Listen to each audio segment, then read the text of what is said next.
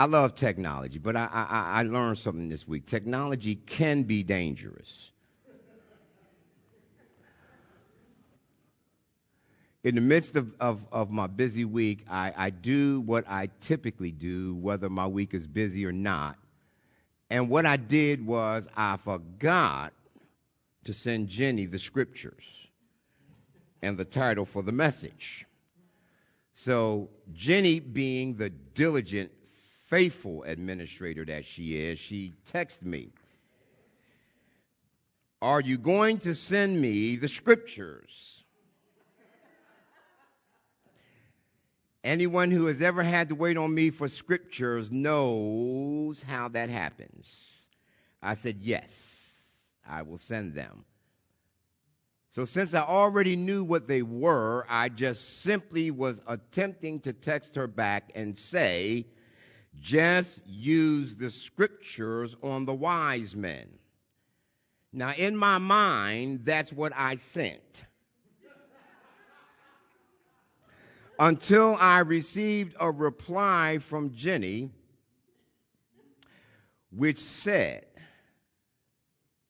was it the Singmen? Sidemen. Just use the scriptures on the sidemen. What are the sidemen?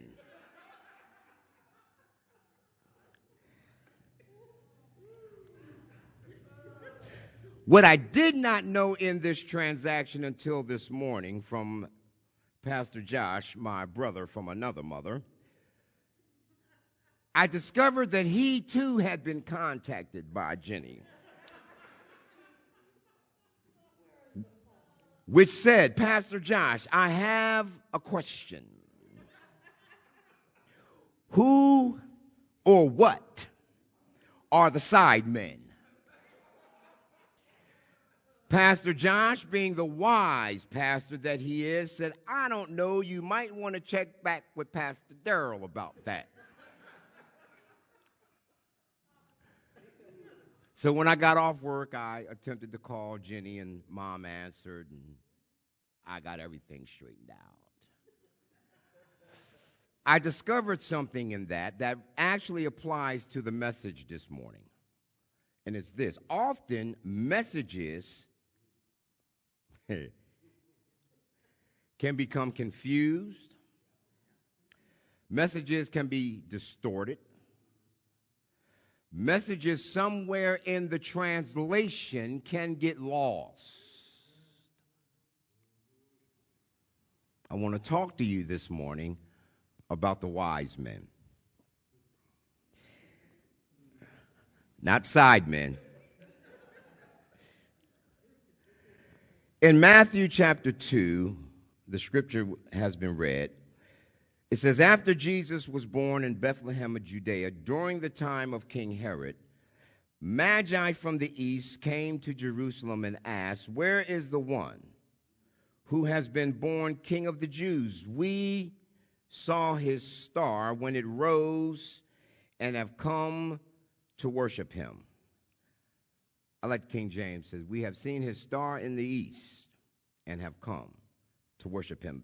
So when King Herod heard this, he was disturbed, and all Jerusalem with him. When he had called together all the peoples, chief priests and teachers of the law, he asked them where the Messiah was to be born. In Bethlehem of Judea, they replied, for this is what the prophet has written. But you, Bethlehem, in the land of Judah, are by no means least among the rulers of Judah, for out of you will come a ruler who will shepherd my people Israel. Then Herod called the Magi secretly and found out from them the exact time the star had appeared. And he sent them to Bethlehem and said, go and make a careful search for the child. And as soon as you find him, report back to me so that I too may go and worship him. After they had heard the king, they went on their way, and the star they had seen when it rose went ahead of them until it stooped over the place where the child was. And when they saw the star, they were overjoyed. On coming to the house,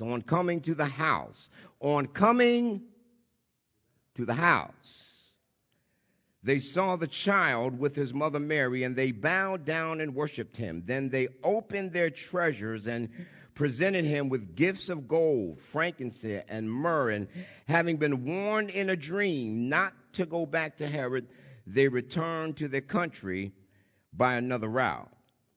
Skipping down to verse 16. Now, when Herod realized that he had been outwitted by the Magi, he was furious, and he gave orders to kill all the boys in Bethlehem and its vicinity who were 2 years old and under, in accordance with the time he had learned from the Magi. Then what was said through the prophet Jeremiah was fulfilled. A voice is heard in Ramah, weeping and great mourning, Rachel weeping for her children and refusing to be comforted because they are no more. I want to talk to you about the Magi. I want to separate the myth of Christmas from the message. Don't worry, I've already told Pastor Josh I'm going to be nice. I love this season. This is a season when we actually act like we got some sense. I'm not talking about us, I'm talking about people in general. This is a season where people actually are nice to people. We're gracious to people. Somebody saying,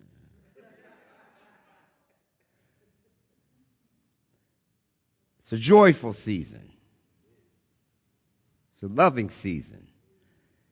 Everybody thinks and talks about how much peace needs to be displayed in the earth. We start thinking about the people that we may have wronged during the year, and we try to think of ways that we can make things right. And all of that's good. We all get excited about seeing the little children running around, excited about the presents that they're going to get. Schools let out for Christmas break. Glory to God.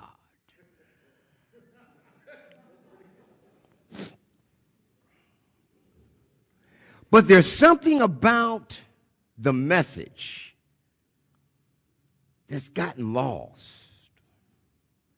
I motioned over to Pastor Josh. Praise and worship team did a great job this morning. I mean, really got me in the mode to want to preach. Great. There was a phrase in one of the songs. I motioned over to Pastor Josh. I said, wow, it's a shame. Part of the message is going to unravel that verse there. I didn't quite say it that way, but it talked about the wise men as they were journeying, and they found the little baby in the manger. There's nowhere in the text where it talks about the wise men finding little baby Jesus in a manger. And someone's thinking, oh no, he's getting ready to go there. Yes, I am. And here's the reason. When we allow our reading of Scripture to be more informed through tradition, we miss the message. Here's the story. Well, let me point out another point. They saw the star in the east, and this star led them to where the baby was going to be born. And traditionally, we have said, in all probability, the three magi, and I'll come back to that, the three magi were probably involved in astrology because they knew how to read the stars. That stuff preaches real good. Might not be biblically accurate, but it preaches real good. The scriptures say that there were wise men that came from the east. And when they entered into Jerusalem, Herod was troubled, and all Jerusalem with him. And we say it was 3 wise men, and we've even given them names. But nowhere in the text does it say how many wise men it was. It just says wise men from the east. But because they presented to Jesus gifts, gold, frankincense, and myrrh, because there were 3 gifts, we assume it was 3 wise men. And then tradition informs us, yes, there were 3 wise men riding on camels. I don't think if 3 wise men riding on camels showed up in Jerusalem, Jerusalem would be in an uproar. Y'all stay with me. 3 wise men.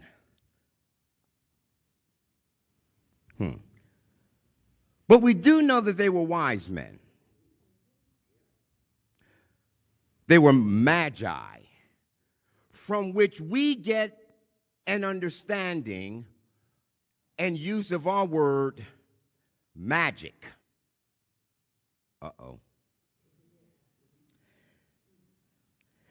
These were men who were informed in spiritual art.